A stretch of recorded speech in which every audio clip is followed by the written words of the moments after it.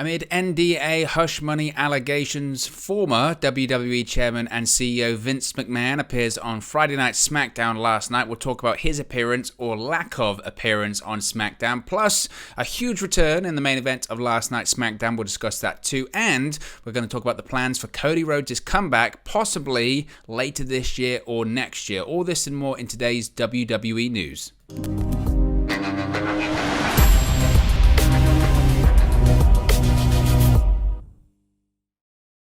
Hey guys, welcome back to Wrestling News 365. Hope everyone is doing very well. As always, there are plenty of news stories to get into today, so let's waste no time and get straight into the biggest story in WWE this week. I tell you what, so much has happened in the world of pro wrestling in the last 6 weeks. It was like MJF and AEW was like 6 controversies ago. I think that's what Sean Ross Sapp said. And it's so true because so much has happened.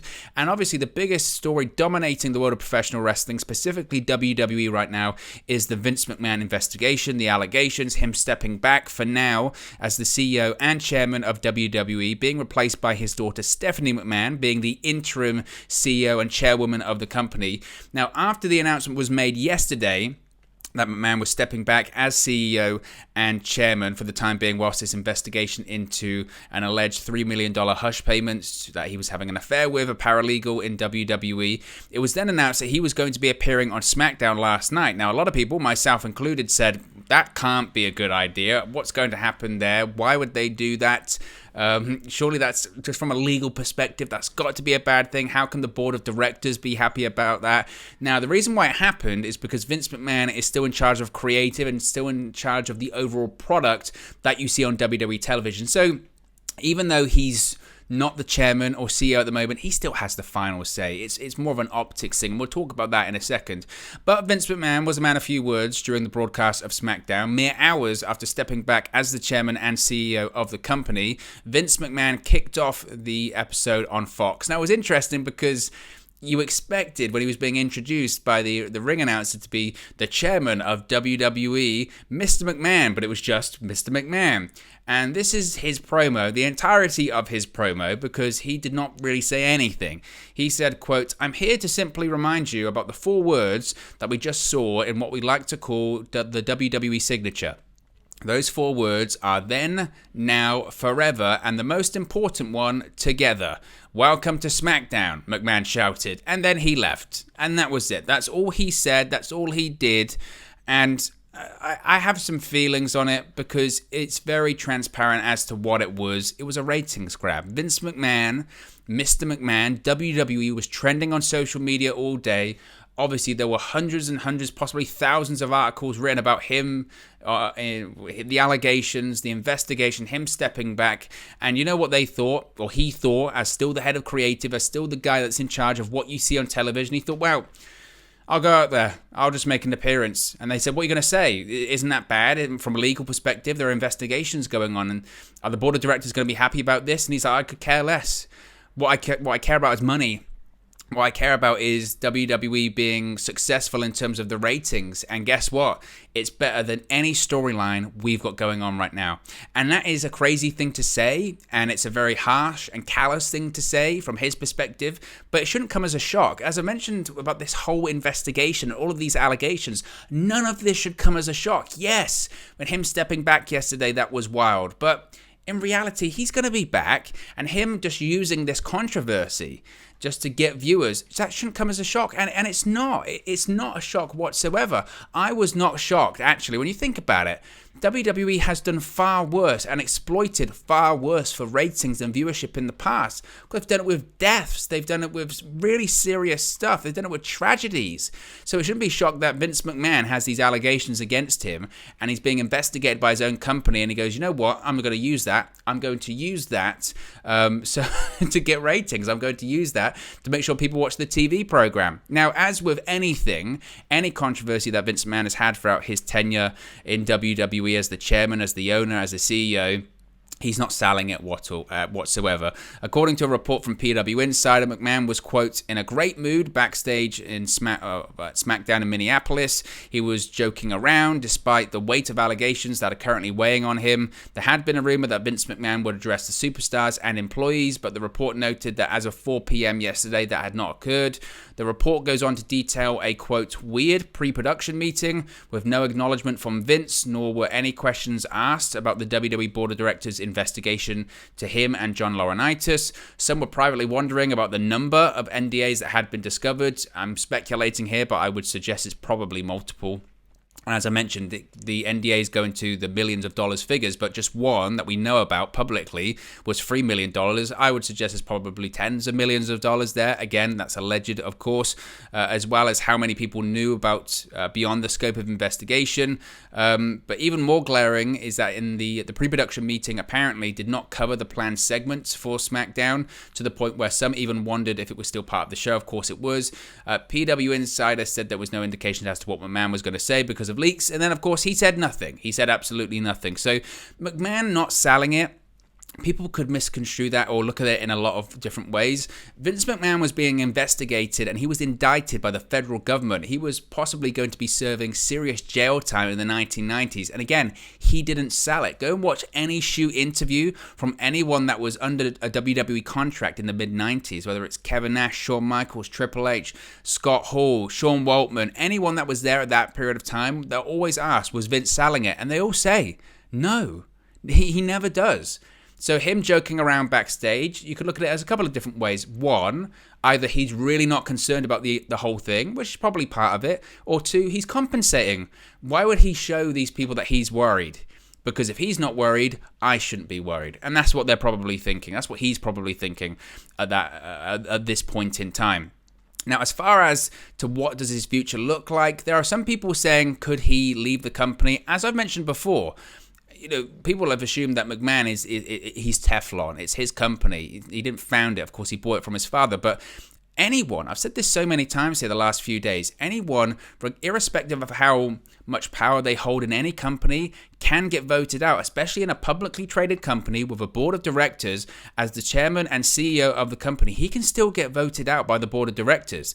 Now, WrestleNomics' Brandon Thurston also provided something of a keystone to the entire situation, finding a November 2010 employment agreement filed with the U.S. Securities and Exchange Commission that outlines the conditions in which the board would have cause to terminate McMahon's employment.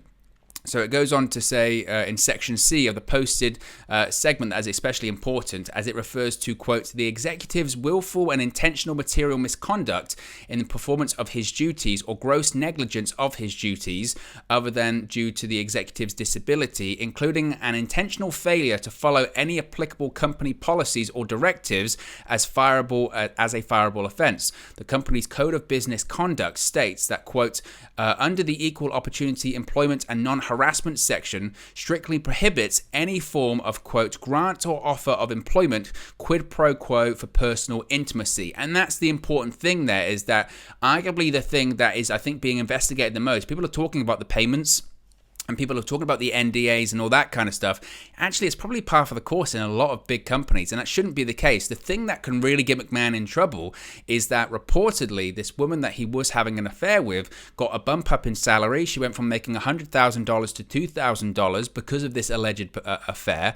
In addition to that, reportedly she changed from a paralegal to a director during this time as well. That's quid pro quo. That is the thing that could really get McMahon and John Laurinaitis in a lot of trouble, is that because of her relationship or ongoing relationship at the time with McMahon and John Laurinaitis, did she benefit from that in terms of a job role, or in terms of financially, in terms of her salary at the time? That could be really problematic, of course, if they can prove that. Now, if one were to believe the allegations surrounding the Vince McMahon scandal, the reported hush money may have actually done its job for a time, according to the new report, because the Wrestling Observer, Dave Meltzer, is reporting that actually virtually no one in WWE was even aware of this alleged affair taking place between Vince McMahon and an employee and John Laurinaitis as well. Now, there were suspicions of McMahon and the particular employee having a relationship, especially, as I mentioned, that she was given this promotion in April of 2021 during a period of time in which lots of people were being cut from the company. Now, another employee that Dave Meltzer is familiar with has been aware of the situation, but there is zero indication that this person told anyone as well. So, like with anything, I think, people are kind of implying that it was an open secret. I don't think that's fair. As with anything, as I mentioned, not to try and gloss over this at all because it's still a huge story, but you see that in big companies all the time. Rumors, the scuttlebutt. Oh, is that going on? I don't know. I heard a rumor, this, that, and the other. I would suspect that some people had suspicions, but nobody knew it was true. And then some people just do their job and keep their head down and had, no clue whatsoever. Now, in terms of the reaction to Stephanie McMahon becoming the interim chairwoman and CEO of the company, according to Sean Ross Sapp of Fightful, plenty of talent are optimistic about the change, with one top star stating, quote, they heard, in theory, Stephanie McMahon is my boss, and that effing rules. Now, a former WWE employee under Stephanie's regime said the tone around WWE headquarters was always that Stephanie would always wind up in this role, noting that she is someone who knows and breathes the business.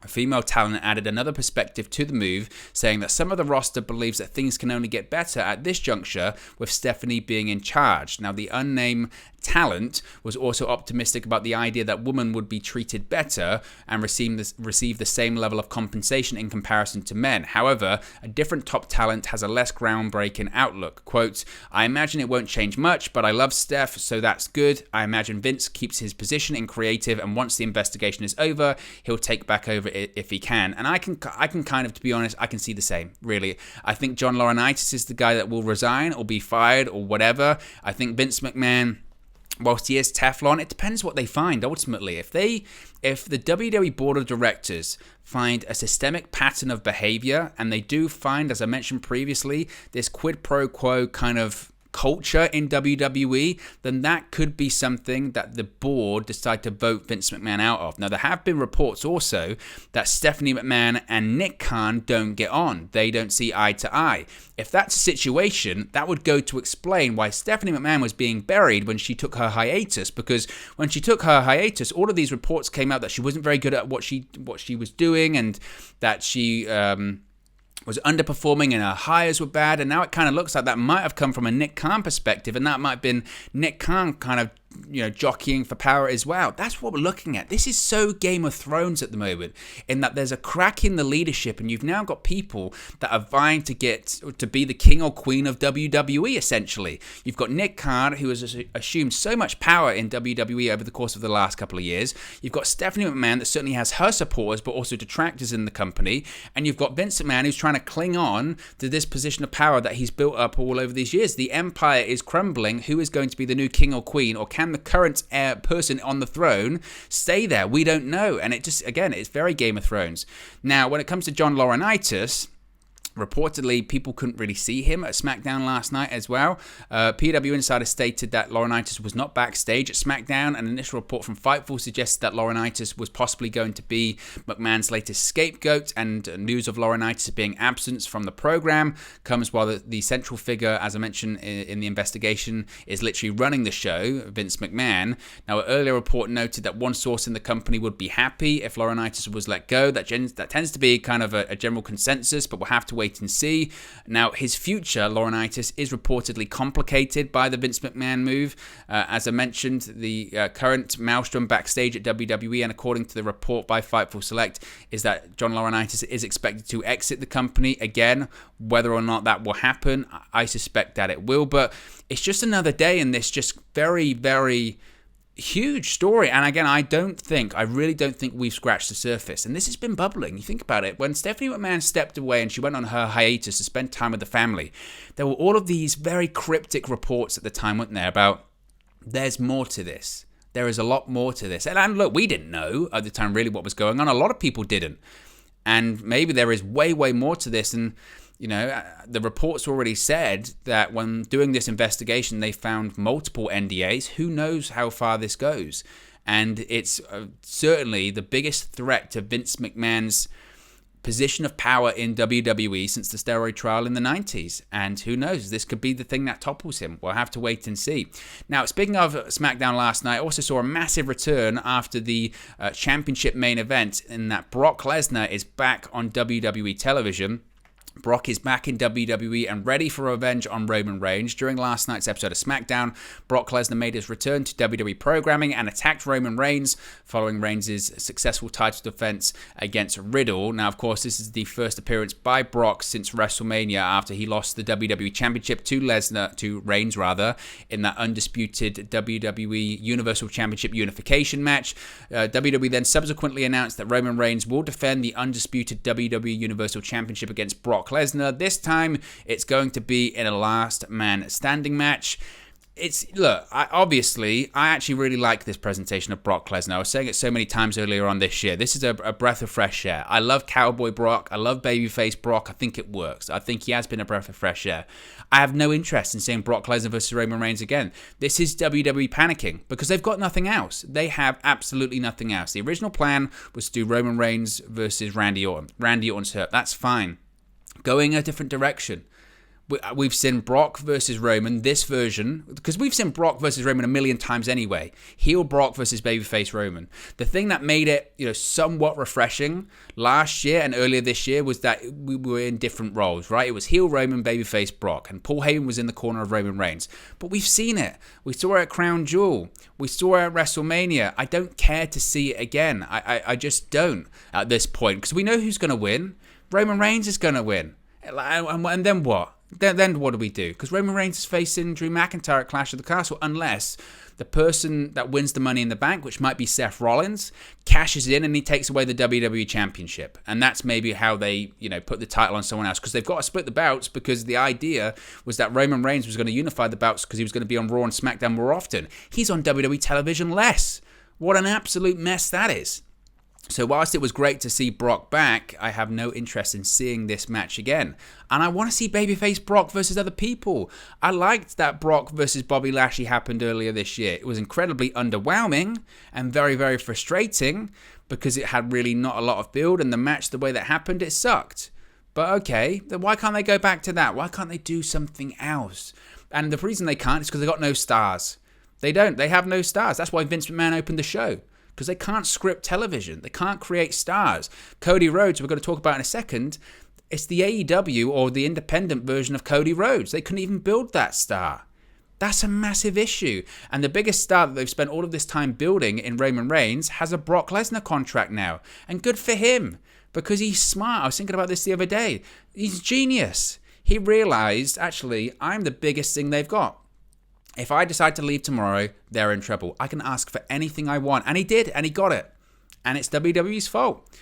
Finally, I mentioned Cody Rhodes there. We do have a bit of an update as to the plans for Cody Rhodes' return. Of course, he recently had surgery. In this week's Wrestling Observer newsletter, Dave Meltzer said that Cody Rhodes is scheduled to be away from WWE programming for 9 months, but that many expect it to be much less. I do expect him to be back before the end of the year. Meltzer notes that January's Royal Rumble is being eyed as a potential return date, with the popular second-generation star's return thought to be a selling point of the show. Of course, WWE's filmed Cody's surgery. It's going to be used in promotional packages like they've done for numerous superstars.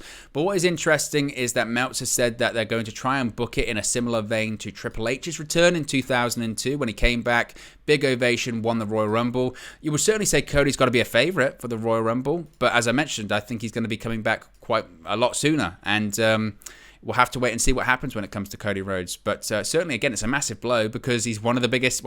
probably the biggest babyface in the company they've got right now. And again, that speaks volumes. But anyway, guys, be sure to smash a like on the like button. Be sure to subscribe, bottom right-hand corner. And I'll speak for you again very, very soon.